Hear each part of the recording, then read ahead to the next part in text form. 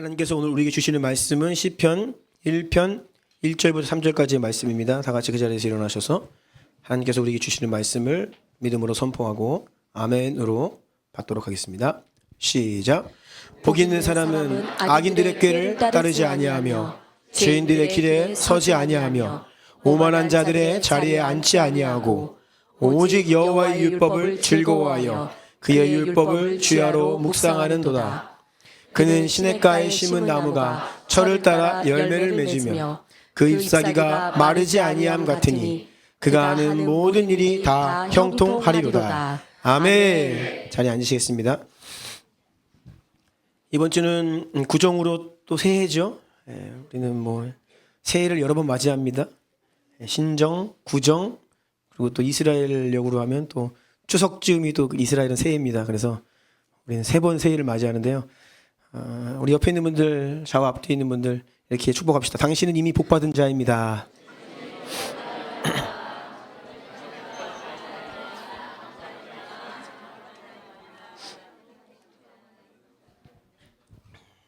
새해 복 많이 받으십시오라고 이제 인사하는데요. 더 정확하게는요, 이미 복 받은 자입니다. 예, 받은 복을 깨닫고 누려야 됩니다. 오늘은 더 원띵 네 번째 메시지입니다. 제목을 같이 읽을게요. 시작. 더 깊고 더 강력하고 더 지속적인 하나님의 은혜와 능력을 경험해야 합니다. 아멘. 이러한 제목으로 하나님의 말씀을 전하도록 하겠습니다. 오늘 읽은 본문 시편 1편을 보면요, 복 있는 사람이라고 등장하죠.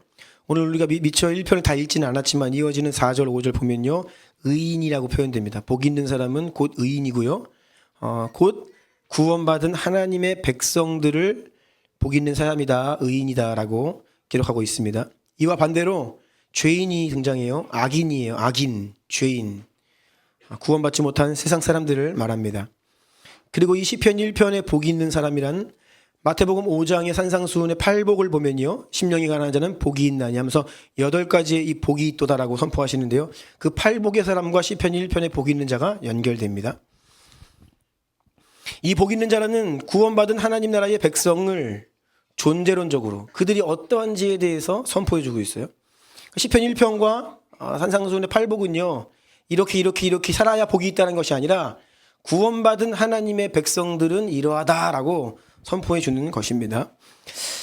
복 있는 사람이라고 하는 같은 단어가 신명기 33장 29절에도 등장하는데 한번 띄워주시면요, 이스라엘이여 너는 행복한 사람이로다. 이 행복한 사람이다, 이게 너는 복 있는 사람이다, 같은 말인데요, 이 구절에서는 행복한 사람이다라고 번역이 되어 있죠. 누가 복 있는 사람입니까? 누가 행복한 사람입니까? 바로 하나님의 백성입니다. 하나님께서 함께 하심으로 형통한 삶을 사는 자들, 그들이 바로 행복한 사람이에요. 다시 한번 옆에 있는 분들 이렇게 축복해 주세요. 당신 행복한 사람입니다.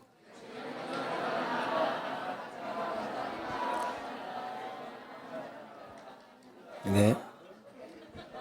행복한 사람인데 옆에 있는 사람 얼굴도 안 보고 그런 사람 몇 명 있어요. 네. 네. 말씀을 마무리될 때쯤에는 행복을 깨닫으시기 바랍니다.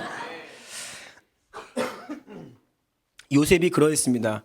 비록 그가 애굽의 노예로 팔려갔습니다. 얼마나 비참한 인생입니까? 노예가 된 것도 비참한데 거기에 더해서 억울한 누명까지 쓰고 감옥에 죄수로 들어갑니다. 노예도 비참한데 죄수는 더 비참해요. 이처럼 불행하고 비참한 인생이 어디에 있겠습니까? 그럼에도 불구하고 성경은 하나님이 요셉과 함께 하심으로 그가 형통한 자가 되었다라고 분명히 기록하고 있죠. 창세기 39장 2절 3절입니다. 시작. 여호와께서 요셉과 함께 하심으로 그가 형통한 자가 되어 그의 주인 애굽 사람의 집에 있으니 그의 주인이 여호와께서 그와 함께 하심을 보며 또 여호와께서 그의 범사에 형통하게 하심을 보았더라. 아멘. 아멘. 하나님이 요셉과 함께 하심으로 그가 형통한 자가 되었다. 형통한 자가 되었는데 노예예요. 그와 함께 하심으로 범사에 형통했다라고 하는데 그는 여전히 노예입니다. 23절도 볼게요. 시작. 간수장은 그의 손에 맡긴 것을 무엇이든지 살펴보지 아니하였으니 이는 여호와께서 요셉과 함께 하심이라. 여호와께서 그를 범사에 형통하게 하셨더라. 아멘. 아멘. 감옥에 들어가서까지 하나님께 여호와께서 요셉과 함께 하심으로 그를 범사에 형통하게 하셨더라. 감옥에서 형통할 일이 뭐 있죠? 여러분? 형통하다라고 한 이 번역된 단어는요, 이제 성경에 여러 차례 등장합니다. 번영하다, 번성하다, 성공하다, 승리하다, 성취하다, 이기다, 이런 게 형통하다라고 하는 단어의 의미입니다. 아니, 여러분, 무슨 노예 주제에 아무리 잘 되어봤자 노예인데 무슨 성공이 있습니까? 감옥에 갇힌 죄수가, 여러분, 죄수가 모범수가 되는 게 성공이에요? 그런데 하나님은 지금 그렇게 말씀하고 계시는 거예요. 감옥에 갇혀있는 요셉에게 너는 행복한 자다, 복받은 자다, 형통하다라고 말씀하고 계시는 거예요. 성경은 요셉이 총리가 되어서 형통했다라고 하지 않습니다. 근데 오늘날의 교회가 그 부분을 많이 오해하고 있죠. 마치 총리가 되어서. 그런데 하나님은 이미 총리가 되지 한참 전부터 노예로 팔려가고 감옥에 갇혀있는 그때부터 그와 함께 하셨고 그는 형통했다라고 이야기하신다는 거예요. 하나님은 우리가 여러분이 어디에 있든지 거기가 어디든지 상관없이 여러분의 처지나 사회적인 위치나 여러분의 신분이 무엇이든지 상관없이 한 가지 하나님이 함께 하신다면 아멘. 바로 그 사람이 복받은 자고 형통한 자고 행복한 인생이라고 선포하십니다. 믿음으로 아멘 하시기 바랍니다. 내가 바라는 꿈이 이루어져야 행복한 게 아닙니다. 세상에서 내가 잘 돼야 내가 무언가를 이루고 성취해야 행복한 것이 아닙니다. 지금 복 있는 자에게 주시는 행복과 형통을 누리시기를 축복합니다. 사람에게 가장 중요한 게 무엇일까요? 구원받는 게 가장 중요합니다. 아무리 잘 살면 뭐래 천하를 다 얻어도요 구원받지 못하면요 아무것도 아니에요. 하나님께서 가장 기뻐하시는 일도 한 영혼이 구원받는 일입니다. 아멘. 그래서 구원받아 하나님의 자녀로 백성으로 이 세상을 살아가는 것이 가장 복받고 성공한 인생인 줄로 믿습니다. 여러분 스스로에게 다시 한번 이렇게 선포하세요. 가슴에 손을 얹고 나는 성공한 자다. 나는 복받은 자다. 나는 행복하다. 네, 표정이 조금 바뀌었어요. 네. 자, 좋아요.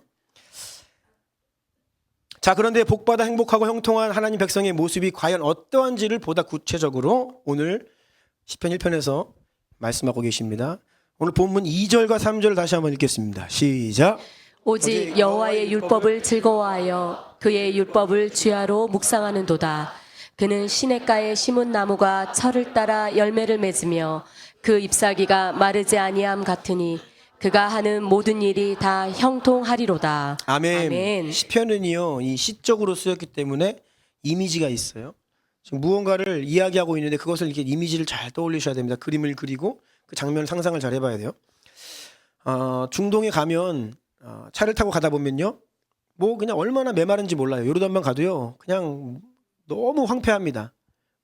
너무 건조해요. 다 모래고 광야고 사막이고 그래요. 그런데 차를 타고 메마른 그 광야 사막을 달리다 보면 중간중간에 큰 강물이 흘렀던 흔적들이 보입니다. 그 흔적의 폭이나 깊이를 보면요 거친 물살이 굉장히 큰 강이 흘렀던 것 같은 물길이 이렇게 보여요. 중간중간에 보입니다. 그런데 말라 있어요. 언제 물이 흐르느냐? 우기에 비가 내리면 잠깐 일시적으로 물이 모여서 그곳으로 이렇게 강이 되어 흘러갑니다.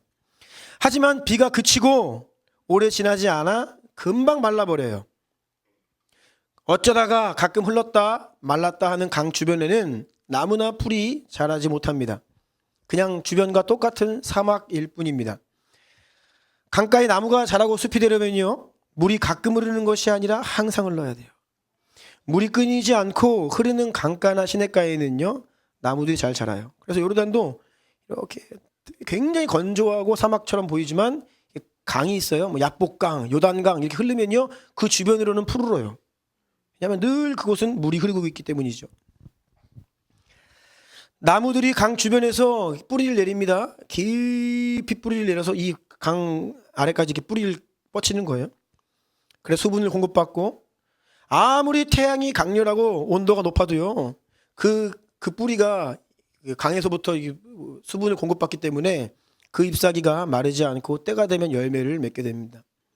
이것이 복 있는 하나님의 백성들에 대해서 시편 1편이 말하고 있는 이미지입니다. 시냇가에 끊이지 않고 흐르는 물, 계속해서 흐르는 시냇가의 물, 이것이 곧 생명이죠.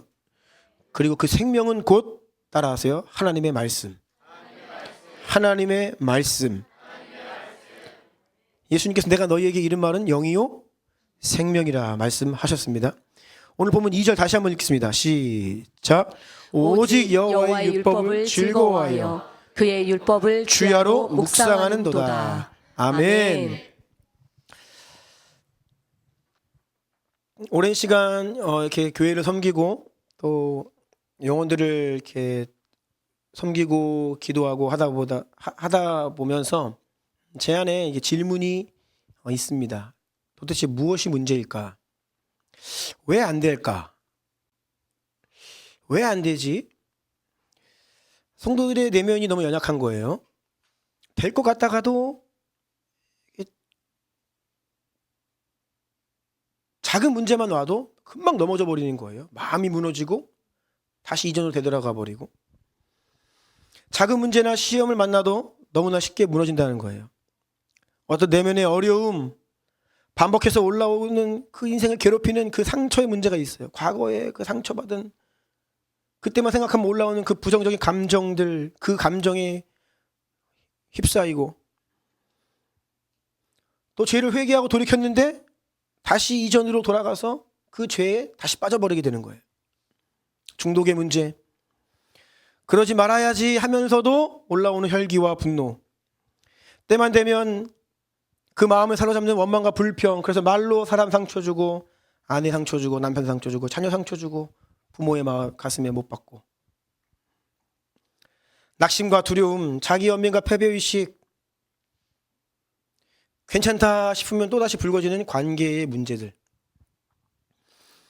그래서 혼자만의 공간으로 숨어버리기도 하고 잠수를 타기도 합니다. 연락을 안 받아요. 그리고 이제는 누구도 못 믿겠다 하면서 마음의 문을 걸어 잠그고 혼자 외롭게 살아가는 그런 경우를 많이 목격하게 됩니다. 하나님을 모른다라고 하면 이해가 되지요. 영적인 은혜를 전혀 경험한 적이 없다라고 하면 그럴 수 있습니다. 그런데 문제는 우리가 하나님의 백성들이라는 거예요. 우리가 하나님의 사랑을 경험했다라고 스스로 간증하고 고백도 했고요. 또 십자가의 은혜를 받은 자들 아니겠습니까? 그리고 성령 하나님이 우리를 성전 삼으셔서 저와 여러분, 우리 모두의 내면에 오셔서 살고 계시는데, 또 우리가 막 부르짖어 기도도 하고요, 소리 질러 가면서 막 하나님께 외쳐 부르짖어 기도도 합니다. 그런데 왜 자꾸 반복해서 이런 문제들에 또 넘어지고 해결되지 않는 것처럼 보이느냐, 이러한 질문이에요. 무엇이 문제인가? 도대체 무엇이 문제인가 하는 것입니다. 다시 말씀드립니다. 강이 흘렀지만 다시 강이 말라버리면요, 나무는 자랄 수가 없어요. 비가 오면 잠시 푸르르게 됩니다. 사막도요, 비가 한번 오면요, 풀이 확 올라와요. 갑자기 초원이 됩니다. 푸르러져요. 그런데 얼마 못 가요. 다시 강렬한 태양이 내리쬐면요, 풀은 말라버리고 강물도 바닥을 드러내고 다시 이전처럼 메마른 사막이 되어 버립니다. 자, 이 생수의 강, 생명수, 시냇물이 뭐냐면 하나님의 말씀이라고 했죠. 마태복음 12장 43절로 45절 함께 읽겠습니다. 시작. 더러운 귀신이 사람에게서 나갔을 때에 물 없는 곳으로 다니며 쉬기를 구하되 쉴 곳을 얻지 못하고 이에 이르되 내가 나온 내 집으로 돌아가리라 하고 와보니 그 집이 비고 청소되고 수리되었거늘 이에 가서 저보다 더 악한 귀신 7을 데리고 들어가서 거하니 그 사람의 나중 형편이 전보다 더욱 심하게 되느니라. 이 악한 세대가 또한 이렇게 되리라. 아멘. 43절을 다시 보시면 더러운 귀신이 사람에게서 쫓겨나갔는데 어디를 찾아다닌다고 되어 있느냐? 물 없는 곳으로 다니며 쉬기를 구했다. 사탄은요, 생명이 없는 곳을 찾아가요. 황폐한 곳을 찾아다닙니다. 하나님의 말씀이 없고 생명이 없고 그렇게 그냥 죽어 있는 거죠. 완전히 뭐 풀 한 폭이 자랄 수 없는 그런 사막가도 같은 곳을 찾아다녀요. 거기가 사탄의 쉴 곳이에요. 거기가 악한 영들이 좋아하는 곳입니다. 물 없는 곳이에요. 그런데 그렇게 떠돌아다니다가 자기가 나온 집을 내 집이라고 이야기해요. 옛날을 추억한다는 거예요. 그 악한 영이. 거기 내 집이었는데 라고 하면서 다시 돌아와 봤는데 그 집이 비어있고 청소되고 수리되어 있었다. 깨끗이 청소가 되어 있는데 통통 비어있는 거예요. 이게 웬 떡이야. 너무 좋아한다는 거예요. 그래서 더 악한 영들을 가지고 들어와서 또 들어와서 그 인생을 망가뜨리고 다시 해집어 놓고 이전의 죄악이 빠지게 하고 다 해결된 것 같고 해결된 것 같은 게 아니라 해결됐죠. 청소가 되었다고요. 수리가 되었다고요. 그런데 다시 망가뜨린다고요. 만약 그곳이 깨끗이 청소되어 있을 뿐 아니라 생명으로 가득 채워져 있으면 그곳에 생수의 강이 넘쳐 흐르고 있다면 원수가 내 집이다라고 하면서 왔다가 여기 내 집 아니구나 도망가 버릴 거예요. 하지만 거기가 그냥 비어있는 게 문제입니다. 여러분 우리가요 막 악한 영을 대적하고 쫓아내고 우리의 죄를 회개하고 예수의 보혈로 깨끗이 씻어 용서받고 너무나 중요한데요. 그렇게 깨끗이 청소된 우리의 심령이 하나님의 말씀으로 채워지지 않으면 다시 이전으로 돌아가게 됩니다. 이상한 것이 아닙니다.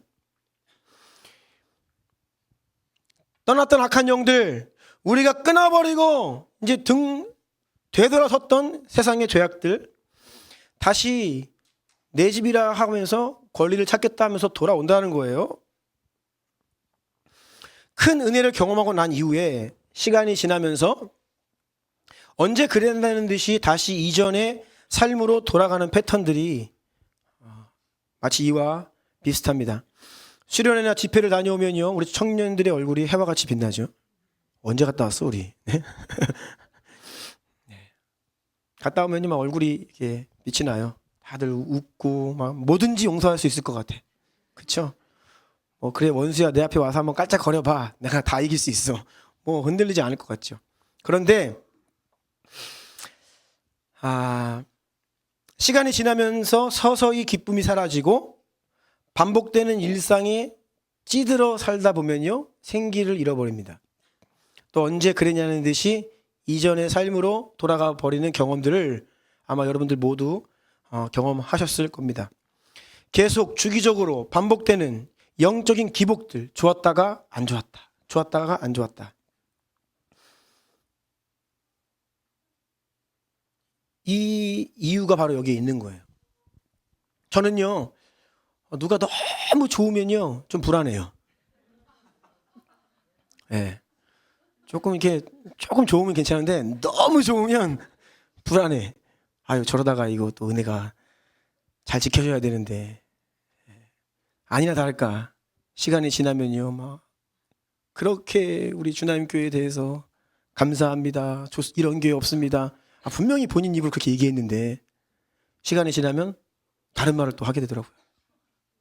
네.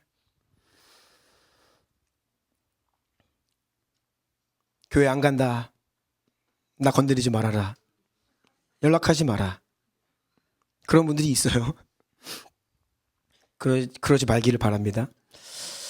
왜 그러냐? 다른 이유가 아니에요. 이상한 게 아닙니다. 지극히 자연스러운 거예요.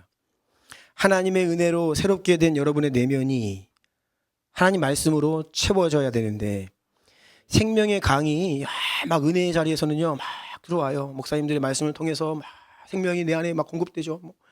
아침, 점심, 저녁으로 하루 종일 예배드리고 말씀 듣고 기도하고 찬양하고 계속 생명이 공급되죠. 막 그러니까 내 안에 막 영과 혼과 육이 계속 씻겨지고 막 세상의 때가 막 계속 정화되는 거예요. 정결케 됩니다. 그러니까 얼마나 좋아요? 그런데 다시 바쁜 일상으로 삶 속으로 돌아가서 뭐예요? 강이 조금씩 메말라요. 강렬한 태양이 내려치는 것처럼 원수가 가만두지 않아요. 막 힘들게 하고 괴롭히고 막 그러면 그 은혜의 강이 말라버립니다. 그러면 다시 이전처럼 광야가 사막이 되어버려요.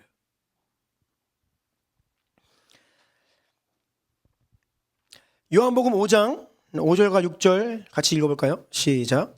거기 38해 된 병자가 있더라.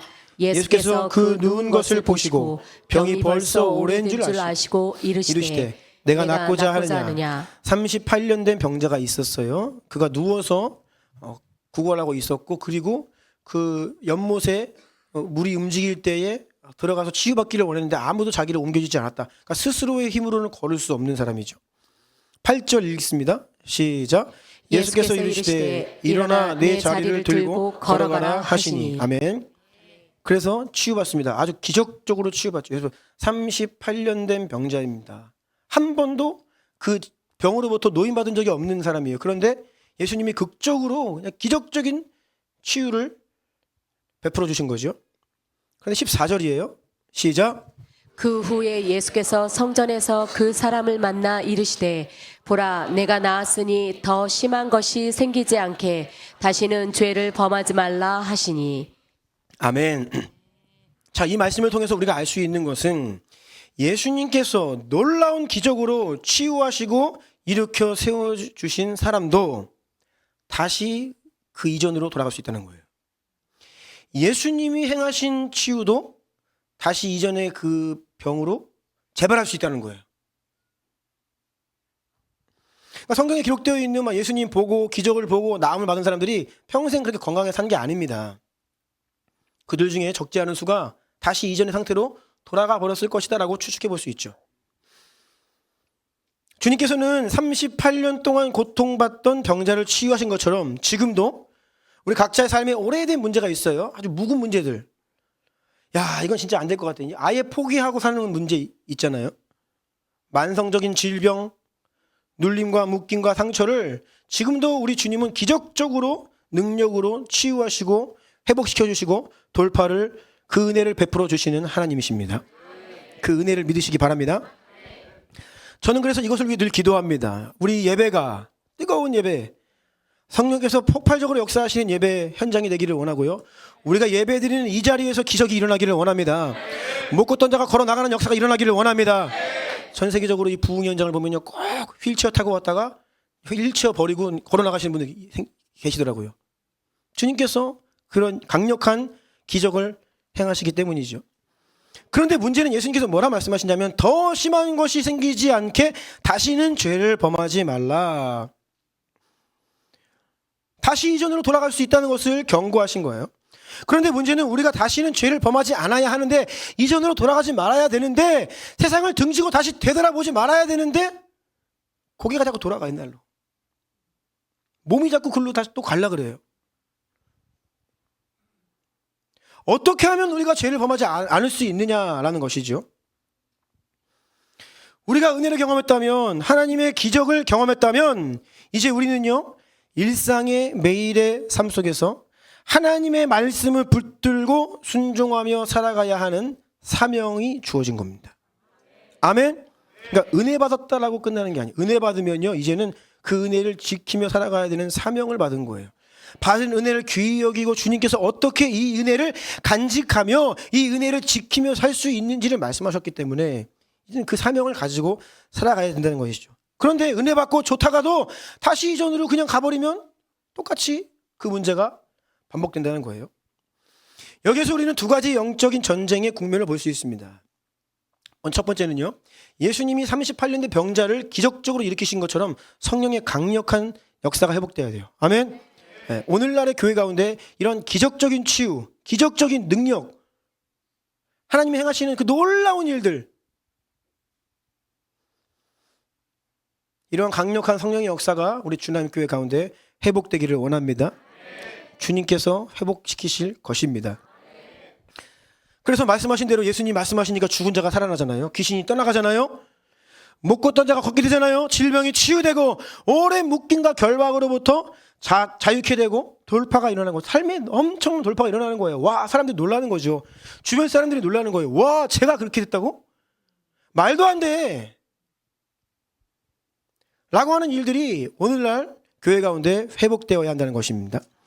그런데 이것만으로는 안 됩니다. 동시에 이제는 매일의 일상의 삶 속에서 우리의 인생과 우리의 심령 가운데 하나님의 말씀, 생수의 강이 계속 흐르도록 우리가 말씀과 기도 가운데 성령의 임재 안에 계속해서 거하는, 아멘?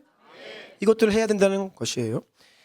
다시 세상으로 돌아가지 않으려면, 다시 이전의 상태로 돌아가지 않으려면, 다시 똑같은 죄악에 빠지지 않으려면 우리가 생명의 강가에 뿌리를 내려야 된다는 거예요. 그 신의 물이 마르면 안 된다는 것입니다. 마르지 않고 끊임없이 흐르는 그 생수의 강에 뿌리를 내려야 된다는 거예요. 그 시냇가에 심겨야 된다는 것입니다. 이게 안 되면요, 이 두 번째, 이게 두 가지 국면을 말씀드린 거예요. 강력한 어떤 그 예배 현장 가운데 하나님이 주신 놀라운 돌파, 치유, 기적, 이것도 필요하고요. 계속해서 우리가 일상생활에서 매일매일의 삶 속에서 하나님 말씀 앞에 임재 안에 거하면서 그 시냇가에 뿌리를 내리는 이 두 가지가 같이 병행되어야 되는데, 이게 후자가 안 되면요, 아무리 믿음으로 선포하고 떠나가라 외쳐도요, 강물이 끊어지면요, 이 믿음의 선포와 외침이 무색해질 수 있습니다. 저는 그래서 이 두 가지 차원의 영적인 전쟁 승리가 우리 주님 가운데 회복되기를 원합니다. 이 두 가지가 다 있어야 돼요. 근데 적지 않은 교회들이 이거 두 가지 다 없어요. 강력한 성령의 역사 있는 그 예배 현장도 없고, 성도들의 삶 가운데 말씀과 기도도 없어요. 그러면 뭐 뻔한 거예요. 승리할 수 없습니다. 그냥 세상에서 원수에게 엄청 얻어 터지고 막 그냥 그렇게 사는 거예요. 그런데 또 교회들이 이 둘 중에 하나의 무기를 가지고 있을 때가 있어요. 강력한 예배와 막 믿음의 선포가 있는데 돌아가면 성도들의 삶 속에 말씀과 기도가 없어요. 어떤 회중 예배는, 강력한 예배는 있지만 개인의 삶의 예배의 이 말씀의 기둥들이 없는 거예요. 그런 경우가 있고요. 또 어떤 교회를 가면요, 그렇게 뭐 소리 지르고 뭐 한다고 되나? 매일매일 말씀 읽고 묵상하는 게 중요하지라고 하면서 앞에 있는 그 영적인 전쟁을 조금 이렇게 무시하고 이제 매일매일 말씀 읽고 뭐 묵상하고 주님과 동행하는 것이 중요합니다라고 하면서 이 둘 중에 한 가지로 치우치는 경우를 많이 보게 된다는 거예요. 하지만 이 두 가지 다 회복되어야 합니다. 그래서 따라해 보십시오. 매일 말씀과 기도. 매일 말씀과 기도. 그럼 매일매일 말씀과 기도의 삶이 아니고서는 진정한 돌파를 기대할 수 없습니다. 진정한 승리 또한 없습니다. 진정한 치유와 회복도 기대할 수 없습니다. 잠깐의 은혜를 경험할 수 있는지는 모르지만 그 은혜가 오래 지속될 수 없다라는 거예요. 삶 가운데 말씀이 없으면 우리 모두가 더 깊은 말씀 가운데로 들어가야겠습니다. 여러분, 이것을 깨달으시고 이것을 갈망하시고 이것을 간절히 기도하시면서 추구하시기 바랍니다. 예수님도 우리가 어떻게 하면 진정한 자유를 누릴 수 있는지에 대해서 다음과 같이 말씀하셨습니다. 요한복음 8장 31, 32절입니다. 시작. 그러므로 예수께서 자기를 믿은 유대인들에게 이르시되 너희가 내 말에 거하면 참으로 내 제자가 되고 진리를 알지니 진리가 너희를 자유롭게 하리라. 아멘. 아멘. 31절 보니까 예수께서 자기를 믿는 유대인들에게 이르시되 너희가 내 말에 거하면이라고 조건을 말씀하세요. 그 말에, 예수님 말씀 안에 거해야 제자가 되고 진짜 진리 안에 참 자유를 누릴 수 있다는 거예요. 이 거한다는 의미는요, 붙어 있다라고 하는 의미예요. 이 단어가 히브리서에서는 영존하다, 영원토록 그렇게 번역이 되어 있어요. 말씀 안에 계속해서 머물러 있는 상태를 이야기하는 거예요. 그래야 우리가 진짜 제자로서 살 수 있고, 그래야 우리가 진정한 자유를 누릴 수 있다는 것입니다. 왜 우리가 자유하지 못합니까? 왜 우리가 두려움에 묶여 삽니까? 사람 눈치 보고 사람들에게 치여 살고 세상의 가치와 기준에 끌려다니고 자유하지 못하는 이유, 막 세상에 가면 막 주눅 들고 좀 가진 사람 앞에 가면 막 비굴해지고. 왜 그래요? 하나님의 말씀 안에 거하지 못하기 때문입니다. 그러니까 자유가 없는 거예요. 우리가 신앙생활을 하면서 직면하는 문제들은요, 결국 우리가 하나님의 말씀, 그 은혜 가운데 더 깊이 들어가지 못한다는 데 있어요. 우리의 뿌리가 시냇가에 깊이 심기어서 계속해서 생명을 공급받아야 하는데 그렇지 못하다는 것입니다. 하나님 말씀에 대한 우리의 내면이, 뿌리가 너무 깊지 못해요. 피상적입니다. 그 말씀 안에 늘 거해야 되는데 지속적이지 못해요. 가끔 흘렀다가 다시 말랐다, 흘렀다 말랐다, 그런 강가 같아요. 이따금씩 예배 때 은혜 받기도 합니다. 또 어떠한 주님이 진짜 은혜 주시면요, 막 눈물도 흘려요. 우기에 우기, 비가 오니 잠깐 물이 흐르는 거예요. 근데 세상으로 나가보세요. 태양이 강렬합니다. 금방 말라버려요. 저는요, 오늘의 은혜 그날의 족하다 생각합니다. 오늘 은혜로 내일 살 수 없어요. 네. 그날의 은혜 그날에 받고 살아야 됩니다. 그래서 우리가요, 그 말씀에 더 깊은 자리로 들어가기 위해서 성경을 부지런히 꾸준히 매일매일 지속적으로 읽어야 되는데, 성경 읽기에도요, 이제 그냥 읽는다고 되는 게 아닙니다. 성경을 왜 맨날 읽어야 되냐? 하나님께서 우리 가운데 일하실 수 있는 환경을 조성하는 거예요. 성령께서 말씀을 통해 역사하시기 때문에 성령께서 우리 가운데 역사하실 수 있도록 우리가 그 말씀 가운데로 이렇게 들어가는 거죠. 그거 자체가 그냥 성경을 열면 막 은혜가 쏟아지느냐? 그건 아니라는 거예요.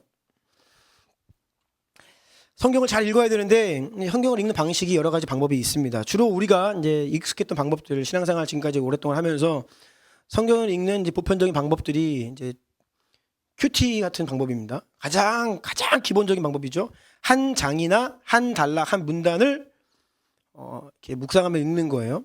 천천히 주의 깊게 읽으면서 그 내용을 이해하고 거기로부터 하나님께서 주시는 어떤 깨달음이나 교훈을 얻게 되죠.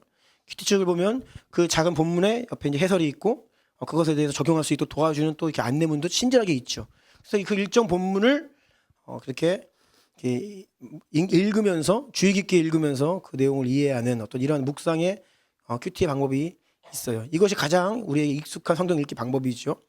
여기에서 조금 더 나아가면 조금 더 열정이 있으면 이제 공부를 합니다. 펜을 들고 형광펜을 들어요. 요즘에 이제 형광펜이 많이 생겼습니다. 교회 와보니까 이제 청년들이 형광펜을 이제 색색 형광펜들이 많이 등장하고 있어요. 공부를 하겠다는 거죠.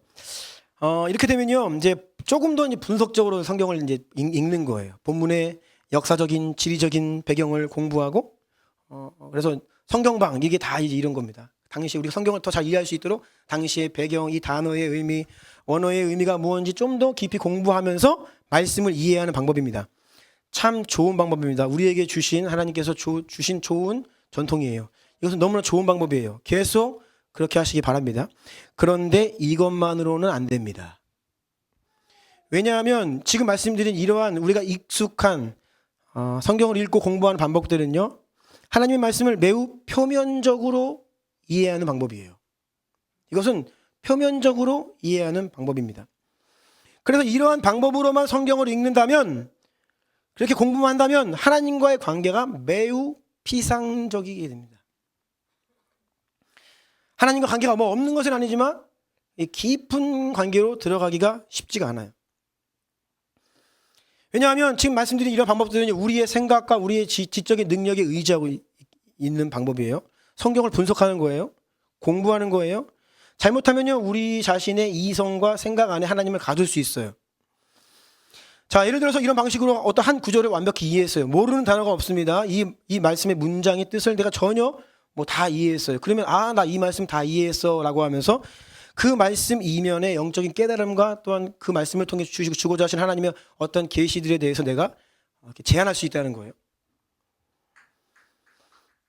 지금 말씀드린 이런 큐티나 성경을 연구하고 공부하는 이런 방법들은요, 주로 서방교회적인 방법이에요. 헬라적인 방식이다. 헬라적인 방식으로 성경을 읽는 거예요. 그러니까 우리 개신교가 서방교회의 후예들이거든요. 그러니까 우리는 보통 여기에 익숙해요. 서양 사람들, 헬라인들은요, 공부하고 연구하고 뜻을 분석하고 사전을 만들고 체계를 만들고 신학을 만들고 이거 잘해요. 이게 좋은 거예요. 나쁜 게 아닙니다. 신학교 가면 주로 이거 하죠. 공부하는 거예요. 성경을 연구합니다. 좋은 것인데 이것만으로는 안 된다는 거예요. 그렇다면 어떻게 해야 되느냐?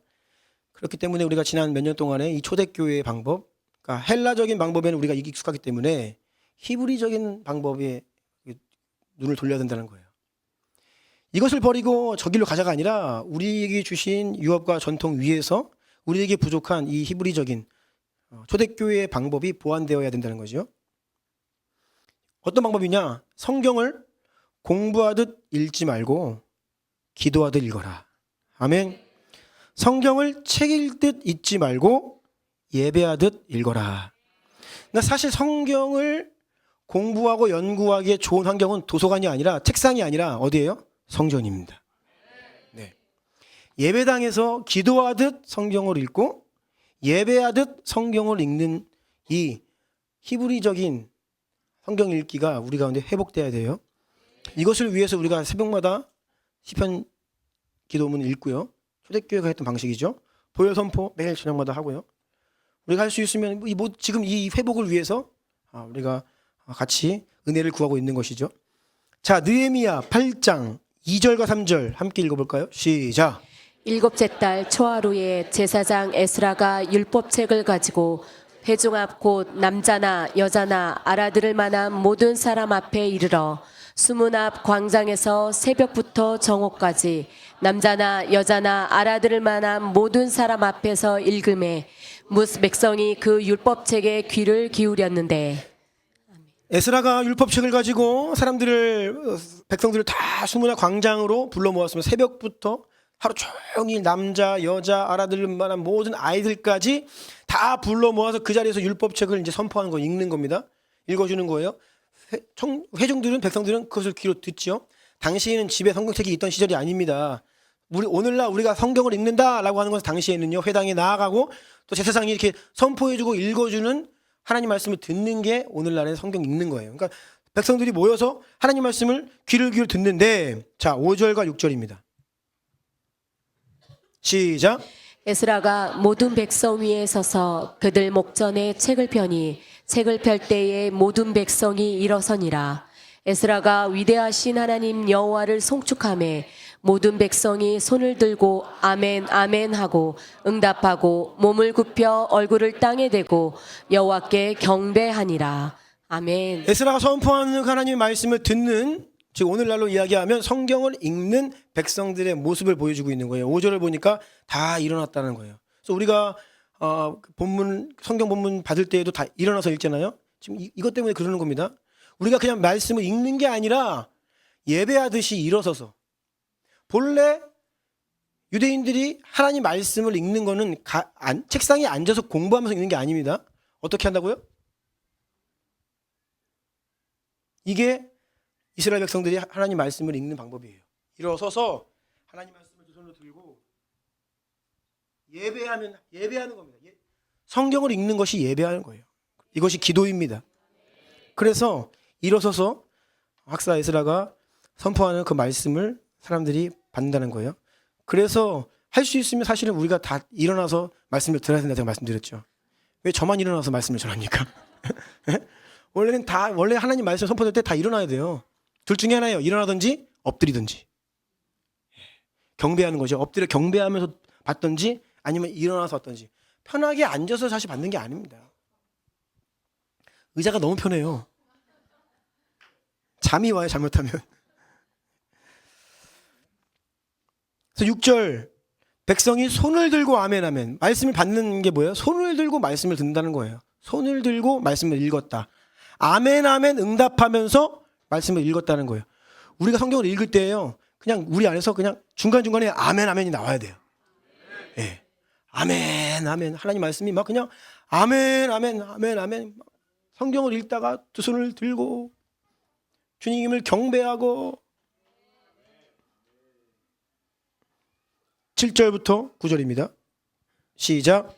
백성이 제자리에 서 있는 동안 그들에게 율법을 깨닫게 하였는데 하나님의 율법을 낭독하고 그 뜻을 해석하여 백성에게 그 낭독하는 것을 다 깨닫게 하니 백성이 율법의 말씀을 듣고 다 우는지라. 네, 다 뭐라고요? 우는지라. 하나님 말씀을 받는데 눈물이 터지는 거예요. 성령님이 막 강력 역사하시는 거예요. 우리가 성경을요, 책 읽듯이 읽고 공부하면요, 좀처럼 눈물이 나지 않습니다. 성경을 그렇게 읽으면요, 우리가 익숙했던 방식으로 읽으면 사실 뭐 깨달음은 오죠. 아, 잘못했다. 그런데 좀처럼 이 통해자복의 역사가 일어나지 않아요. 수련회나 우리가 주일 예배도 마찬가지인데요. 설교를 할 때에 뭐 이렇게 우시는 분들이 드물어요. 계십니다. 계시는데 보통은 설교 들을 때는 잘 안 울어요. 근데 언제 울어요? 이 들은 말씀 붙들고 막 기도하면 성령님이 역사하시거든요. 그러니까 성령께서 진짜 언제 역사하시냐면 기도할 때 역사하시거든요. 우리가 막 예배 드릴 때 성령님이 막 운행하시면 그때 막 회개 역사가 일어나고 눈물이 터지고 그래요. 그런데 말씀을 읽을 때에는 그런 일이 잘 안 일어나요. 왜냐하면 우리가 너무나 헬라적인 방식으로 성경을 읽고 받는 데 익숙하기 때문이에요. 본래는 이 부흥의 때에는 느헤미야 시대에 에스라가 말씀을 선포할 때에는 그 말씀을 아멘 아멘 받는 그 자리에서 회개가 막 일어났어요. 베드로가 말씀을 막 증거하는데 고넬료 가정이 그 말씀을 들으면서 아멘할 때 성령님이 막 임하시는 거죠. 왜냐하면요, 그 말씀을 지식으로 받는 게 아닙니다. 공부로 받는 게 아니에요. 몰랐던 것을 듣는 어떤 강연이 아니에요. 강의가 아닙니다. 예배의 시간인 거예요. 기도하는 거예요. 그 말씀 가지고. 그래서 여러분, 성경을 기도하듯 읽어야 한다는 것입니다. 성경을 그래서 소리내어 할 수 있으면 소리내어 읽고 있죠, 우리가. 왜냐하면 그것을 하나님께 기도로, 예배로 성경을 읽는 연습을 하는 거예요. 우리 가운데 히브리인들이 했던 방식의 그 유업이 회복돼야 되기 때문에 그렇습니다. 이런 식으로 성경 말씀을 읽을 때 에스라 때처럼 우리 안에도 깊은 회개와 통해 자복의 역사가 일어날 줄로 믿습니다. 그리고 이제 12장 보니까 크게 즐거워했다. 결국에는 그것이 기쁨으로까지 연결되는 것이죠.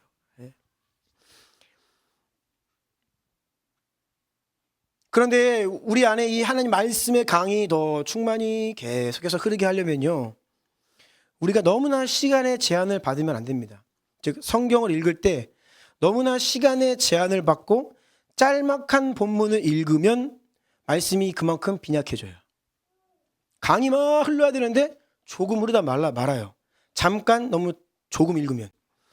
할 수 있다면 충분한 시간을 더 구별하여 더 많은 말씀의 분량을 기도로 예배로 읽어야 비로소 우리가 하나님 말씀에 보다 더 깊이 뿌리를 내릴 수 있게 될 것입니다. 초대교회에서 했던 많은 방법 중에 하나는요, 오랜 시간을 하나님 말씀을 읽는 거예요. 그래서 날을 정하여 밤새 읽어요. 철야를 하면서 하나님 말씀 읽는 거예요. 사실은 여러분 정말 인생에 어려운 일이 만나고요, 이 돌파되지 않는데 어떤 한계에 봉착했다, 정말 이거 안 된다 내 힘으로는, 그러면 사실 직장 휴가 내고요, 여기 들어와서 교회에서 하루 종일 성경 읽으셔야 됩니다. 그러니까 본래 우리 신앙의 선배들이 그걸 했어요. 어려울 때 뭐 했습니까? 기도원 올라갔거든요. 기도 올라가서 뭐 하는 거야? 하루 종일 그냥 뭐 3일이고 일주일이고 뭐 하는 거 금식하면서 기도하면서 말씀 보면서 그냥 그게 사실 방법이거든요. 오랜 시간을 구별하여 하나님 앞에 머무는 게 필요한데 이 가장 간단하고 본질적인 방법이 사라져버린 거예요. 기도원에 자리가 텅텅 비어있죠. 과거에는요, 명절이다, 기도원에 뭐 북적북적 거렸죠, 사람들이. 은혜를 사모하기 때문에. 예배당이 주일 예배 이외에, 공예배 이외에 어떻습니까? 일반적으로요, 텅텅 비어있죠. 그런데 성도들의 삶에 문제가 많아. 얼마나 고통하고 있는지 몰라요. 다 여기저기서 다 힘들다고 해요. 문제 없다라고 하는 인생 별로 없어요. 얼마나 세상에서 이리 치이고 저리 치이면서 고통 가운데 살아가고 있는지 몰라요. 그런데 주의 전은 비어있어요. 왜요? 하나님이 주신 방법을 다 잃어버렸어. 머리로 신앙생활 하는 게 아닙니다. 몰라서 안 되는 게 아니에요. 알지요. 지식으로는 알지요. 그런데 안 돼요. 안 돼요. 왜 안 됩니까? 주님 앞에 머무르지 않았기 때문이에요. 성경을 머리로 받고 지식으로 받으면 안 돼요. 그래서 할 수 있으면요, 더 많은 시간을 구별하여서 더 많은 하나님 말씀을 계속 기도하듯 예배하듯 읽어야 됩니다. 소리내어 읽어야 됩니다. 그러면 우리 안에 이제 물고가 트이기 시작하는 거예요. 생명의 물고가 트이고 물이 흐르기 시작하고 차오르기 시작하는 거예요. 그걸 계속해야 돼요. 계속해야 돼요. 골로새서 3장 16절입니다. 시작. 그리스도의 말씀이 너희 속에 풍성히 거하여 모든 지혜로 피차 가르치며 권면하고 시와 찬송과 신령한 노래를 부르며 감사하는 마음으로 하나님을 찬양하고. 아멘. 네. 그리스도의 말씀이 뭐라고요? 너희 속에 풍성히 거하여. 아멘. 하나님 말씀이 우리 안에 풍성히 충만히 차고 흘러 넘치도록 해야 한다는 것이죠. 우리가 성경을 읽을 때 뭐 말씀을 공부한다, 뭐 연구한다, 뭐 그런데 그것 이전에 우리의 속사람을, 나의 마음을 하나님의 생명으로 가득 채운다, 이 사실을 기억해야 됩니다. 우리는 우리 마음에 하나님의 그 생수의 강, 말씀의 강이 다시 흐르도록, 다시 그 생수의 강으로 우리의 심령이 채워지도록, 우리의 마음의 뿌리가 그 말씀 깊이 뿌리 내리도록 시간을 구별하는 것이고 성경을 펴 읽는 것입니다. 저 같은 목사들은요, 설교하기 위해 성경 보면 안 돼요. 사실. 다른 사람을 가르치기 위해 성경을 읽는 게 아닙니다. 그 말씀 자체가 생명이기 때문에 주여 나를 살려 주시옵소서. 그 말씀이 나를 정결케 하는 능력이기 때문에 주여 나를 깨끗게 하여 주시옵소서. 나를 채우소서. 나를 변화시키소서. 이러한 갈망으로 주 앞에 나아가 하나님의 말씀을 읽어야 된다는 것입니다. 그래서 지금 이게 헬라적인 방식, 우리가 익숙한 서방교회의 방식과 그 본래 이런 히브리적인 방식, 이 두 가지가 다 회복돼야 된다는 것을 말씀드리는 거예요. 에베소서 6장 17절 보니까 구원의 투구와 성령의 검 곧 하나님 말씀을 가지라. 자, 하나님 말씀이 성령의 검이에요.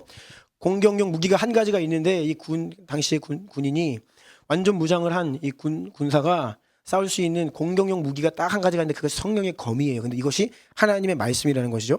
히브리서 4장 12절입니다. 다 함께 읽을까요? 시작.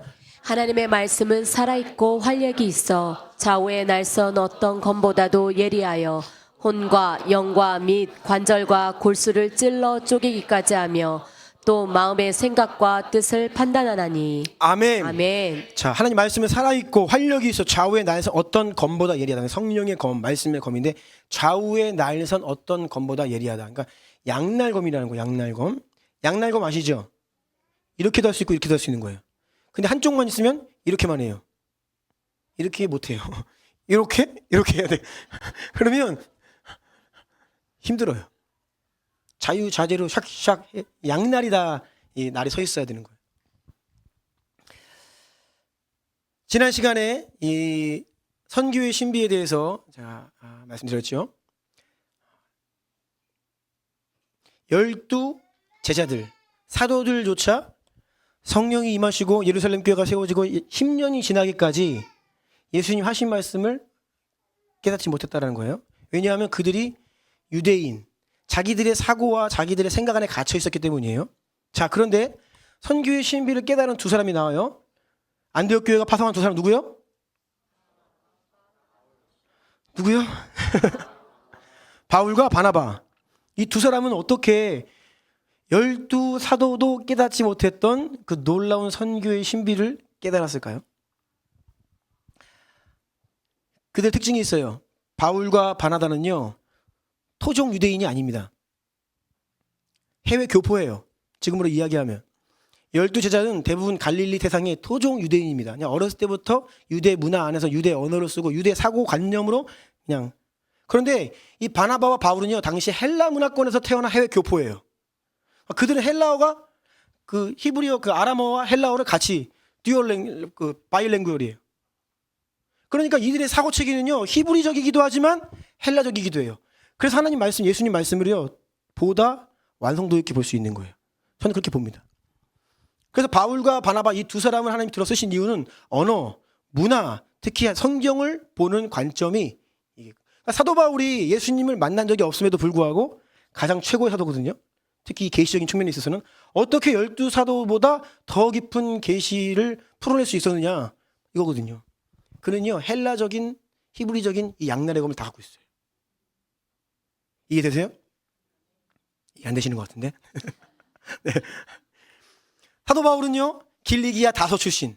그러니까 어저께 우리 나드 친구들이 지금 튀르키예에서 다소를 갔거든요. 아다나에서 차 타고 1시간만 가면 다 다소예요. 거기 가면 바울의, 그러니까 참 터키 사람들은요, 이슬람 국가가 기독교인들 상대로 돈을 벌고 있어요. 곳곳에 막 무슨 뭐 바울 기념 교회, 바울의 우물, 어제 보니까 바울의 참수대까지 있더라고. 참수대는 로마에 있지 거기 없거든요 원래. 그런 거지 만들어놔가지고 뭐 없는 것도 만들어놔. 그러고서 뭐 돈을 엄청 벌어요. 보면요, 뭐 소아시아 7교회들 다 그 유적들, 전 세계에 있는 그리스도인들 다 거기 성지순례 가가지고 참 이슬람 국가가 기독교인들을 상대로 비즈니스를 하고 있어요. 참 이거 가야 되는 건지 말아야 되는 건지. 모쪼록 사도 바울은 그 이스라엘 출신이 아니에요. 혈통적으로는 베냐민 집하고 이스라엘 사람이었지만 태어난 곳은 길리기아 다소, 당시 터키 지방에서 태어났어요. 바나바도 마찬가지입니다. 레위족이에요. 그 혈통은 이스라엘이에요. 그런데 키프로스, 지금 그 지중해 한복판에 있는 그 섬, 해외에서 태어났다고요.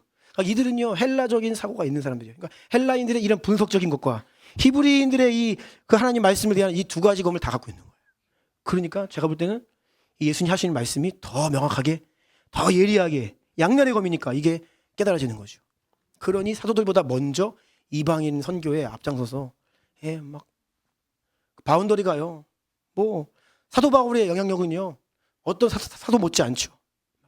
당시에 소아시아 유럽까지 건너가가지고 그 엄청난 그 일대를 하나님 말씀을 전하고 하는 능력의 사도가 될 수 있었던 이유는 이들의 그 히브리인이면서도 동시에 헬라적인 사고를 할 수 있는, 다차원적인 사고를 할 수 있는 사람들이었다는 거예요. 그래서 우리 가운데도 이게 회복돼야 된다는 거예요. 근데 우리는 헬라적인 사고에 익숙하기 때문에 히브리적 사고가 회복돼야 된다. 아멘. 그래서 이제 그것이 바로 초대교회가 하는 방식이었다는 거예요. 초대교회 성도들은요, 성경을 공부하려고 연구하려고 읽는 것보다 먼저는 어떻게 했냐, 하나님의 말씀은 하나님의 숨결이다 믿었어요. 모든 성경은 하나님의 감동으로 된 것으로, 아멘, 감동으로 되었다. 하나님이 숨결을 불어넣으셨다. 그 말이거든요. 그러니까 여기에는 하나님의 생기가 불어 있는 거예요. 그러니까 그 생기를 먹는 거예요. 오늘도 살려면 하나님 말씀 읽어야 된다. 그러면서 그 생기를 들어 마시고, 하나님의 말씀이 영적인 만나다라고 하니까 하나님의 말씀을 먹는 거예요. 먹는 거예요.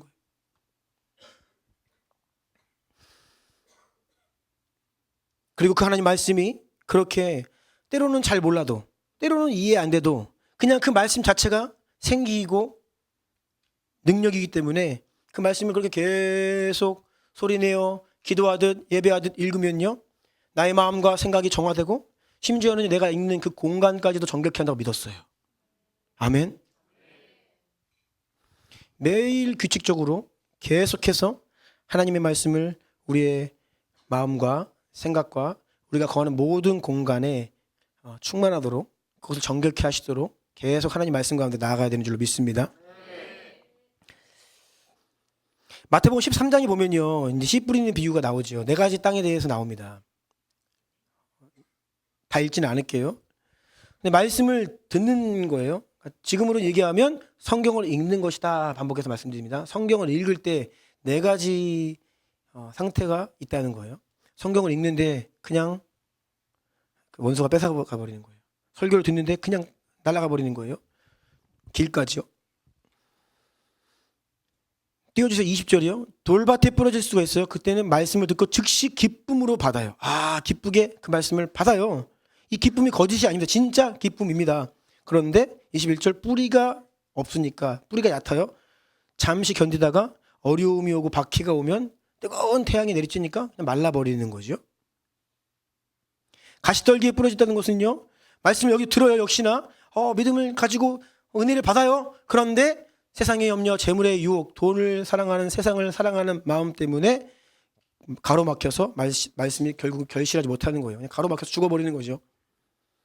좋은 땅에 부러졌다는 것은 말씀을 듣고 깨닫고 어떻게 해요? 100배의 결실을 맺기까지 끝까지 그 은혜가 지속되는 거예요.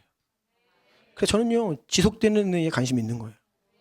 강력한 예배 가운데 여러분이 은혜 받고 변화되고 터치를 받고 하나님 찬양하고 좋습니다. 그런데 그 은혜가 과연 얼마나 가냐는 거예요. 지속돼야 되죠. 뿌리가 얕으면요, 말라버립니다. 세상을 사랑하는 마음이 제거되지 않으면요, 기운에 막혀서 자랄 수가 없습니다.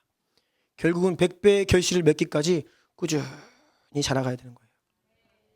그 지속적인 은혜가, 그 강이 우리 가운데 흐르려면요, 매일매일 시간을 구별하여 하나님 말씀을 읽고 예배하고 기도해야 된다는 것입니다.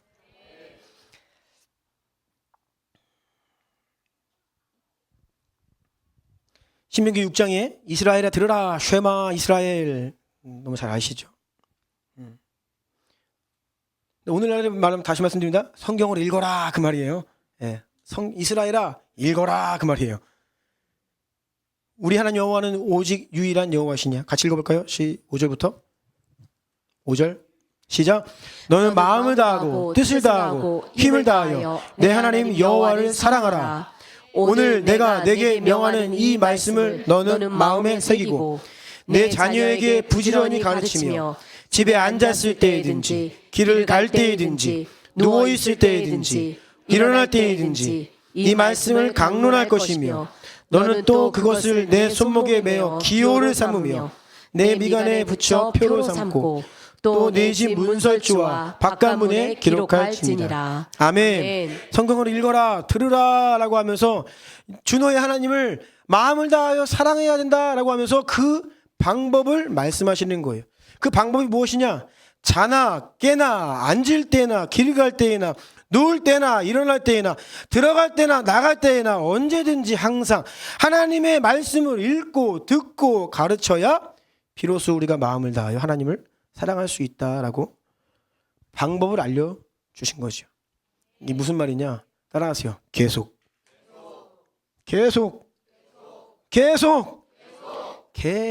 하나님 말씀을 읽어야 된다는 거예요. 계속 하나님 말씀으로 들어가야 된다는 거예요. 이거 이외에는 방법이 없습니다. 네. 그러니까 시간 싸움인 거죠. 성도들이 안 그래도 바쁜데 너무 이제 시간을 빼앗아 가는 것들이 많아졌어요. 잠시 잠깐도 머리가 휴식도 못할 정도로. 그렇죠? 좀 눈을 감고 좀 가만히 있어야 되는데 저는 일부러 이게 잘 안 낍니다. 이어폰. 왜냐하면 안 그래도 복잡한데 바쁜데 그냥 걸을 때는 저는 그냥 안 껴요. 그냥 하나님께 그냥 고백하고 기도하면서 그냥 걷지. 왜냐하면 그렇게 하지 않으면 쉴 틈이 없어. 내 눈과 귀가 이게 내 생각이 너무 온통 온 세상이 지금 우리 가만두지 않잖아요. 그런데 이것들을 통해서 원수가 뭐라는 거예요? 하나님 말씀 볼 시간 안 주는 거예요. 자나깨나 언제든지 하나님 말씀을 듣고 막 암송하고 선포하고 그 말씀을 듣고 읽고 해야 되는데 주님을 생각하고 그 말씀을 마음에 새겨야 되는데 전혀 그게 안 된다는 거예요. 그렇기 때문에 오늘날 교회에 문제가 많아진 겁니다. 오늘날 성도들이 형식적으로 명목상 그리스도인으로 살게 되었다는 것이에요. 능력이 없죠.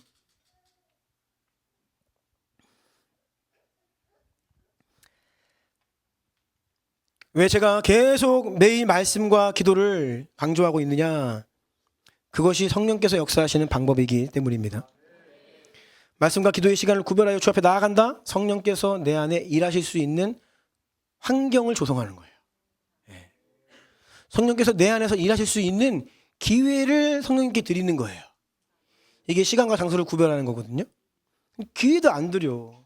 주님 일하실 수가 없어요. 현대 그리스도인들의 문제는요, 성령께서 우리의 내면에 그렇게 말씀을 통해 우리 안에 말씀이 있어야 말씀이 채워져야 그 말씀을 통해 역사하실 수 있는데 여기에 관심을 두지 않는다는 겁니다. 온갖 외적인 것에 관심이 많고 더 외적인 것에 영향을 받게 되었어요. 근데 성령 하나님은요 그걸 통해 일하시지 않아요. 어떻게 우리 마음에 말씀을 통해 역사하시죠. 성령 하나님 역사를 원하십니까? 능력은 막 구해요. 막 능력은 구하는데 하나님 말씀으로 내 심령을 채우는 것에 있어서는 무관심할 수 있다는 거예요. 하나님이 그러실 거예요. 말씀 좀 읽어라. 주님이 그러시는 것 같아. 내가 일하고 싶어도 할 수가 없다. 말씀이 없어서. 말씀을 가볍게 여기지 말아야 합니다. 오늘날 너무나 가슴 아픈 것은요, 그리스도인들이 하나님의 말씀을 진지하게 대하지 않는다는 것입니다. 성경은 하나님의 말씀이다라고 하는 지식은 있지만 그것이 전혀 실제가 되지 않은 삶을 살고 있죠. 성경의 권위를 인정한다라고 말은 하지만 전혀 성경을 하나님의 말씀 취급하지 않고 있죠. 하찮게 여깁니다. 가볍게 여깁니다. 그러니까 성경을 멀리하고 성경을 읽지 않습니다. 선포되는 강단의 말씀도 그냥 한번 듣고 그냥 잊어버립니다. 너무나 가볍게 여기 하나님 말씀을. 어쩜 이렇게 가볍게 여길 수 있을까? 그러니 하나님을 경외하지 않는 겁니다. 그러니 능력 있게 살 수가 없습니다. 그러니 요란한 시끄러운 세상에 영향받으며 이리 치이고 저리 치이며 살 수밖에 없는 것입니다.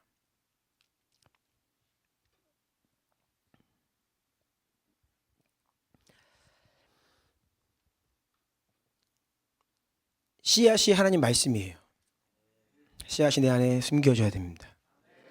자라가서 열매 맺는 거예요. 주님께 좋은 열매를 올려드리고 싶죠. 그런데 말씀의 씨가 떨어지지 않으면요, 열매를 거둘 수 없다는 것입니다.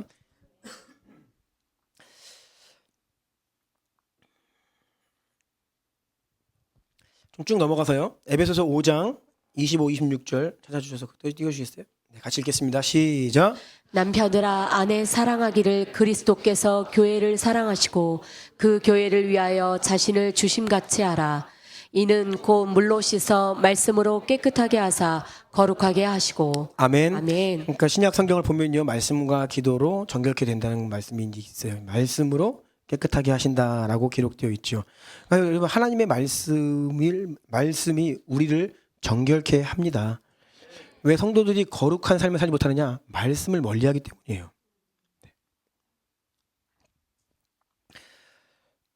우리 외적인 생활뿐이 아니라 우리 내면과 우리의 삶을 계속 하나님 말씀에 노출시켜야 됩니다. 하나님 말씀을 계속 읽어야지 그 말씀이 나를 씻는 거예요.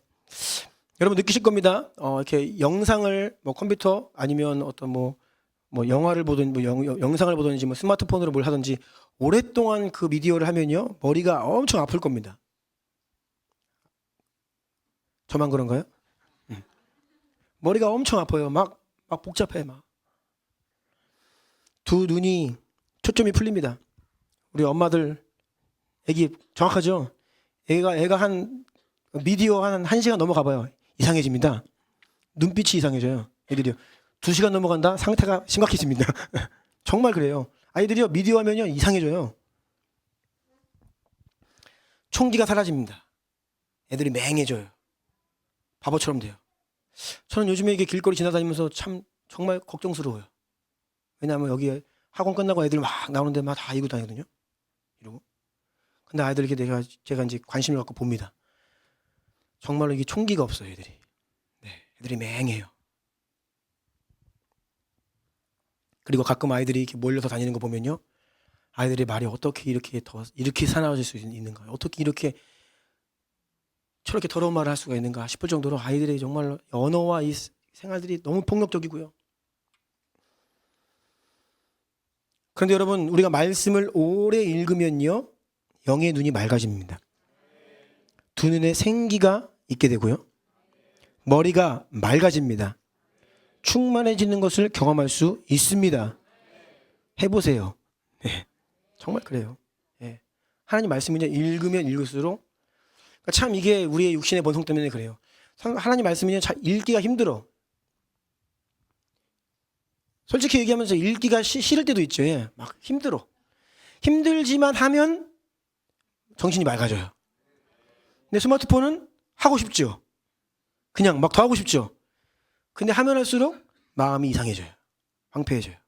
정반대예요. 그래서 우리가 정말 할 수 있으면 하나님 말씀을 더 오랜 시간 가까이 하고 읽을 수 있다면 여러분의 마음이 정결해집니다.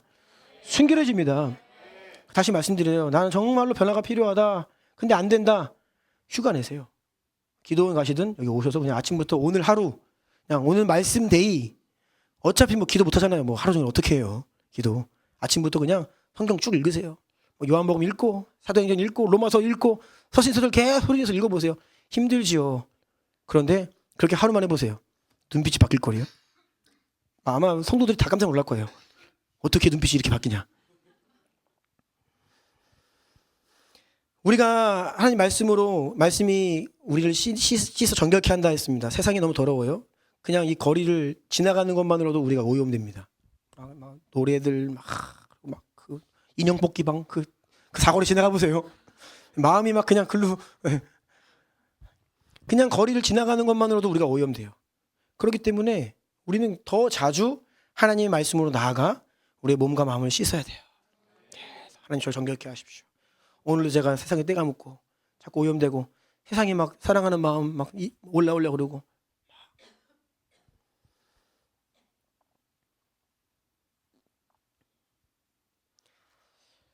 사도행전 20장에 보면요, 사도 바울이 이제 예루살렘으로 올라가는 길에 이제 교회를 이제 두고 떠나야 됩니다. 그때 어떻게 하느냐? 29절. 내가 떠난 후에 사나운 이리가 여러분에게 들어와서 그 양떼를 아끼지 아니하며 또한 여러분 중에서도 제자들을 끌어 자기를 따르게 하려고 어그러진 말을 하는 사람들이 일어날 줄 내가 아노라. 그러니까 엄청난 이리와 같은 자들이 들어와가지고 양들을 이렇게 공격한다는 거예요. 강력한 어떤 공격들이 있을 것이다. 또 미혹이 있을 것이다 라는 거예요. 31절. 그러므로 여러분이 일깨어 내가 3년이나 밤낮 쉬지 않고 눈물로 각 사람을 훈계하던 것을 기억하라. 32절. 지금 내가 여러분을 주와 및 그 은혜의 말씀에 부탁하노니. 사도 바울은 교회를 어디에 부탁했느냐? 말씀에 부탁했어요. 그러니까 성도들이요, 보호받을 수 있는 방법은 뭐예요? 말씀으로 피해야 돼요. 하나님 말씀으로. 뭐 좋은 건물을 뭐 짓고 막 그게 뭐 시스템 교회에 무슨 뭐 체계를 만들고 시스템을 구축해, 그게 아니에요. 성도 한 사람 한 사람을 말씀에 부탁했다라는 것은요, 성도 한 사람 한 사람이 말씀에 붙을 때에 보호받을 수 있다는 거예요. 아멘. 세상이 너무나 험하고 악합니다. 어떻게 보호받을 수 있습니까? 하나님의 말씀으로 보호받을 수 있습니다. 디모데후서 3장 13절부터입니다. 함께 읽을까요? 시작. 악한 사람들과 속이는 자들은 더욱 악하여져서 속이기도 하고 속기도 하나니 그러나 너는 배우고 확신한 일에 거하라. 너는 내가 누구에게서 배운 것을 알며 또 어려서부터 성경을 알았나니 성경은 능히 너로 하여금 그리스도 예수 안에 있는 믿음으로 말미암아 구원에 이르는 지혜가 있게 하느니라. 모든 성경은 하나님의 감동으로 된 것으로 교훈과 책망과 바르게 함과 의로 교육하기에 유익하니 이는 하나님의 사람으로 온전하게 하며 모든 선한 일을 행할 능력을 갖추게 하려 함이라. 아멘. 아멘. 이 말씀을 사도 바울이 디모데에게 마지막으로 남긴 이유는 13절 다시 악한 사람들과 속이는 자들은 더욱 악하여져서 속이기도 하고 속기도 하고 마지막 때를 이야기하는 거예요. 세상은 날로 악해져 가는 거예요. 성도들을 속이려고 하고 악해지고 공격하고 미혹하고 온갖. 그렇기 때문에 어떻게 해야 된다고요? 하나님의 말씀으로 보호받아야 된다라는 것을 말씀하고 계시는 거죠. 여러분, 이단들이 어떻게 부흥하는지 아십니까? 잘 알죠? 이단들은요, 그냥 일반인을 대상으로 포교하지 않습니다. 일반인은 교회 다니는 사람들이 대상이에요. 그건 잘 아시죠? 예. 이미 교회에 다니는 사람이 타겟이에요. 근데 왜 이단에 빠집니까? 왜 이단에 빠져요? 말씀이 없으면 빠져요. 말씀이 없으면 빠져. 내 안에 말씀이 없으면 미혹됩니다. 하나님 말씀을 꾸준히 먹고 그 심령에 하나님 말씀이 그 생명이 가득가득하면요, 이단이 건들 수가 없습니다. 저는요, 좀 엄밀히 이야기하면요, 그 신천지가 우리 교회 오는 거 별로 무섭지가 않습니다. 별로 무섭지가 않아요. 물론 걸리기만 하면 아주 그냥 작사를 내야 되는데 크게 뭐 더럽지가 않아요. 와서 뭐 한번 해보라 그래. 뭐 되나? 네가 바뀌냐 우리가 바뀌냐 한번 보자. 예. 단번에 드러날 거리요. 예. 깜짝 놀라가지고 도망갈 거리요. 예. 여기 왜 이래? 말면서. 예. 예. 말씀으로 무장되고요. 말씀이 우리 가운데 가득하고요. 말씀의 영이 운행하시면요, 이단 무서워할 게 아닙니다.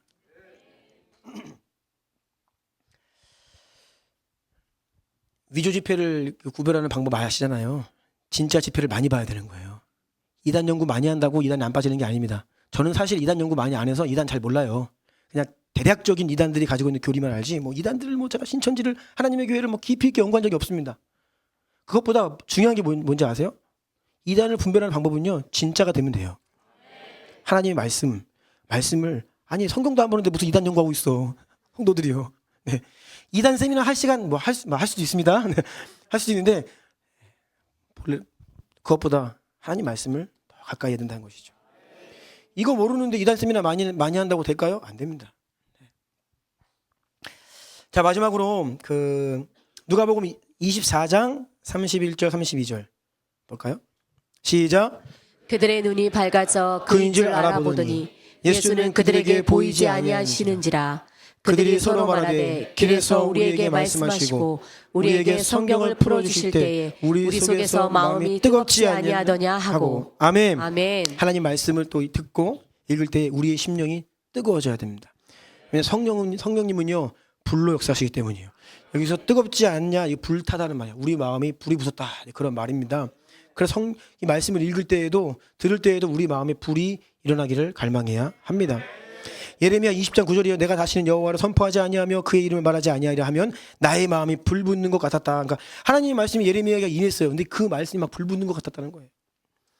그리고 23장 29절 예레미야 보니까 여호와의 말씀이니라 내 말이 불같지 아니하냐 바위를 쳐서 부서뜨리는 방망이 같지 아니하냐. 아멘. 하나님께서 그 하나님 말씀이 불 같다고 말씀하시고요. 바위를 쳐서 부서뜨리는 불방망이 같다고 하시는 거예요. 방망이 같은 하나님 말씀의 능력입니다. 이 말씀이 우리 안에 역사하기 시작하면요, 우리의 완고한 고집들, 견고한 진들 막 다 깨 부수는 거예요. 아멘. 말씀이 여러분의 인생을 그렇게 이전 것들을 다 깨 부수고 우리의 심령이 하나님 나라를 건축해 주셔야만 합니다. 오늘날 청년들이 왜 이렇게 어쩜 이렇게 타락했을까요? 오늘날이요. 이런 시대를 살아가는 우리 청년들이 어떻게 하면 거룩하게 정결하게 살 수 있을까요? 시편 119편 9절로 11절입니다. 시작.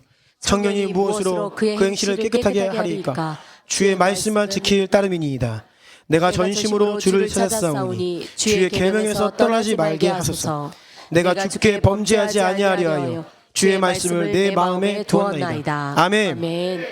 거룩하게 살고 싶다라고 해서 거룩하게 살 수 있는 게 아닙니다. 하나님 말씀을 내 마음에 두어야 됩니다. 주의 계명에서 떠나지 말아야 됩니다. 말씀의 사람이 되십시오. 그것이 거룩해지는 방법입니다. 청년들, 아멘. 네, 말만 하지 마시고요.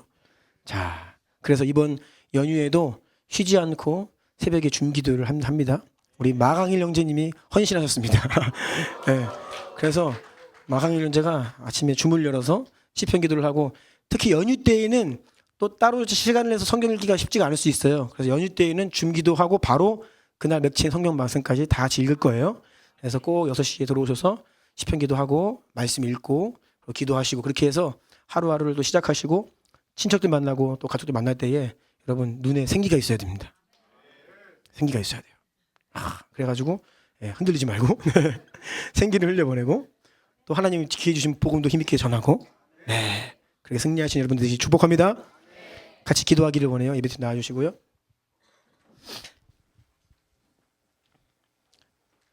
말씀의 강이 우리 가운데 계속 흘러야 됩니다. 그래서 계속 기도해야 돼. 하나님 말씀의 그 생수의 강이 우리 공동체 안에 계속 흐르게 하소서. 우리 가정 안에 흐르게 하소서. 내 심령 안에 흐르게 하소서. 네, 우리 자녀들 안에 흐르게 하소서. 그래서 깊이 뿌리 내려야 됩니다. 그래서 말씀의 은혜가 깊어져야 돼요. 그리고 불방망이 같은 우리의 심령이 불같이 타는 그런 말씀의 강력한 능력을 경험해야 됩니다. 그리고 그것이 지속적으로 조금 은혜 받고 끝내는 게 아니라 지속적으로 그 강이 마르지 않도록 계속 흐르도록, 그리하여 그냥 숲이 되고 나무가 숲이 되고 철을 따라 열매를 맺고 그 잎사귀가 마르지 않는, 그게 바로 복받은 하나님의 백성 형통한 자의 모습이라고 말씀하시잖아요. 하나님이 바로 우리가 그러한 자라고 말씀하시는 거예요. 은혜를 구합시다. 말씀의 은혜를 주옵소서. 말씀의 깊이를 더하소서. 말씀의 능력을 더하소서. 말씀의 은혜가 우리 가운데 메마르지 않게 하여 주시옵소서. 우리 오늘 주신 말씀 가지고 주님의 이름 3번 부르고 한번 기도합니다. 주여!